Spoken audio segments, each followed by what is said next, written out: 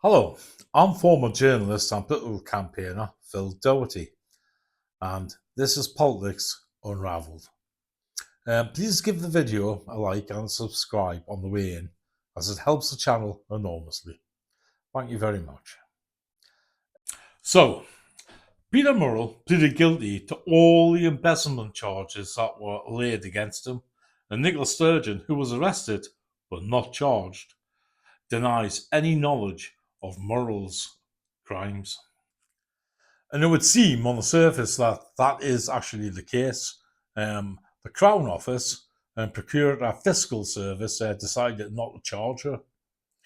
Now, we don't know if she knew or not, nor can we claim that she is guilty of anything, because we did not actually see any of the evidence that the police or the prosecutor saw.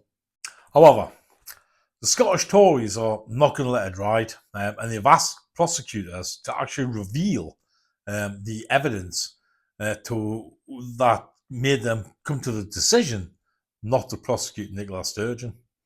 They're not inferring she's guilty of anything, and that is a point worth actually remembering. She hasn't been found guilty of anything. Right. For those who do not know much about this actual case, I'll give you a brief outline of the events. Peter Murrell was married to Nicola Sturgeon and had been the chief executive of the SNP between 2001 and 2023. They have now, well, a few months ago, split up and are no longer together. Right, his downfall actually started in 2017 when the SNP launched a crowdfunder for another IndyRef 2, 3, 4. Who can remember? It raised about £500,000 at the time, and their target was 1 million, but they didn't reach that. The same year, in the general election, they lost 21 seats. A second fundraiser pushed it up to £667,000. But Stu Campbell of Wings Over Scotland, who's an indie blogger, spotted that the SNP in its accounts only had £97,000 in cash and a total of £272,000 in total assets. Now, Campbell urged donors to actually ask the SNP where the missing cash was. I remember this was actually supposed to be ring-fenced, which means it couldn't be used for any other purpose, only for IndyRef 2. And he asked the obvious question, where's the cash disappear to? And that set off an avalanche that would eventually engulf both Peter Murrell and Nicola Sturgeon. Eventually, the police launched Operation Branchform, which then resulted in both Peter Murrell and Nicola Sturgeon being arrested. I mean, who will ever forget not okay, the big police tent outside Nicola Sturgeon's house? It was great. I gotta tell you, it brought a smile to many a unionist eye, so it did. Look, I'm not gonna lie. I mean, for us unionists, we were actually delighted by the spectacle. I mean, to say the least. And the spectacle was actually added to when the camper van hoved into view suddenly. That was a great moment, was it not? I've attached a brief description of the actual charges that Murrell's actually been, well, cuffed to. And Sturgeon, of course, was released without charge after denying any knowledge of Peter's light-fingered ways. Now, as already said, we do not actually know whether Nicola Sturgeon is guilty or not, because we never saw any of the evidence that the police or the prosecutor saw. Now, this has actually caused the Tories to call for Dorothy Bain, Scotland's top prosecutor and legal advisor to the Scottish government, to release reasons why Sturgeon wasn't charged.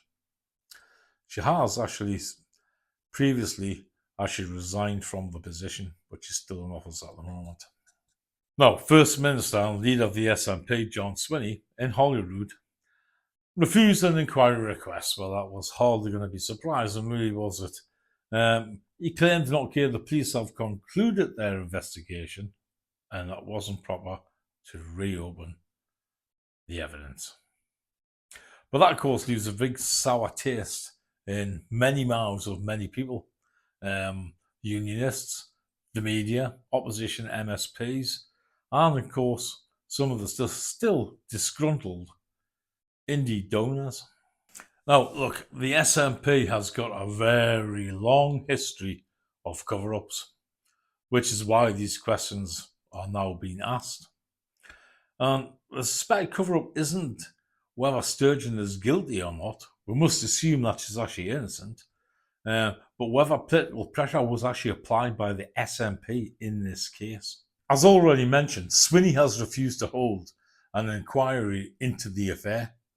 But politically, the damage has actually been done, because by refusing to actually hold an inquiry, he's compounded the idea that there is actually a cover-up, whether it's real or not.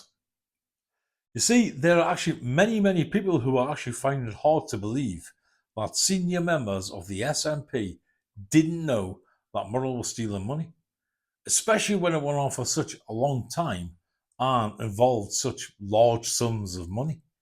Now, according to the SNP, no one knew, and it all came as a big surprise. I mean, really, £400,000 goes AWOL, and no one knew. Really, we're expected to believe this, are we? I mean, is it really a surprise that so many are finding it very hard to believe the SNP's line? Especially since Colin Beattie, who was the SNP treasurer, admitted he knew about the camper van purchase. And then there's also the allegation that the SNP made sure that the actual trial didn't take place until after the Holyrood elections. Now, I mean, this again is on the surface rather suspicious. Remember, the law's supposed to be neutral and above political interference. It's supposed to be blind. You see, if it looks like the Crown Office is arranging trial dates to favour whoever's actually in political office at that time, that kind of smacks not political corruption. I mean, of course, the counter argument is that holding the trial before the election is equally problematic. I mean, it could be construed, if you think about it, as like political corruption just the opposite way. It would seem that both the prosecutors and the police are probably in a position of not being able to win either which way they went, in truth. Of course, politically, the Tories are actually delighted. I mean, why wouldn't they be? It's allowed them to keep the issue in the public eye, as well as in the media headlines, of course. And, you know, it's painted the SNP as being institutionally corrupt. I mean, what a mess the SNP's in, eh? And Labour's Jackie Baillie has now called for a Holyrood inquiry, similar to the one that Sturgeon had to face over the Salmond affair. And again, Honest John has refused adamantly that he's not going to hold one. But though the SNP want to snap the lid back on this whole affair, it isn't going to go away. Murrell is yet to be sentenced. Prosecutors may demand all the luxury items that Nicola's still enjoying, that he embezzled, be actually recovered and the proceeds given back to the SNP.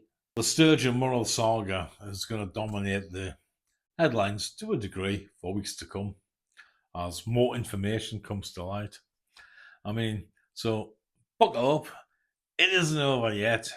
It's going to get worse, no matter how much the SNP wish it would just all go away. It isn't. Oh dear, it's just not going to go away.